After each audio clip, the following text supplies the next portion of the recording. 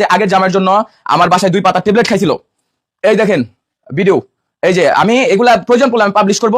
তো শর্মিলাকে আমি বাঁচানোর জন্য কথাগুলো আজকে ক্লিয়ার করতেছি। এটা হচ্ছে শর্মিলা সেদিন ওয়াশ করার জন্য যে হসপিটালে নিয়ে গেছিলাম, হসপিটালের এটা হচ্ছে হসপিটাল থেকে যখন ওয়াশ শর্মিলার বিষয়ে আলম হাসান ভাই যেন থামছে না। সে একের পর এক কথা বলেই যাচ্ছে। বলতেছে যে শর্মিলার যখন তার সাথে বিয়ে হয়, বিয়ে হওয়ার পরও নাকি শর্মিলা তার আগের স্বামী, অর্থাৎ শর্মিলা কিন্তু তার প্রথম স্বামীকে ডিভোর্স দিয়েছিল নিজেই। সেখানে তার 14 জনের সংসার ছিল। তো তাকে যে ডিভোর্স দিয়েছিল সেই স্বামীর সাথে নাকি তার যোগাযোগ ছিল, এবং সেই স্বামীর জন্যই নাকি শর্মিলা মানে ওষুধ খাইছিল, ওষুধ বলতে ট্যাবলেট খাইছিল।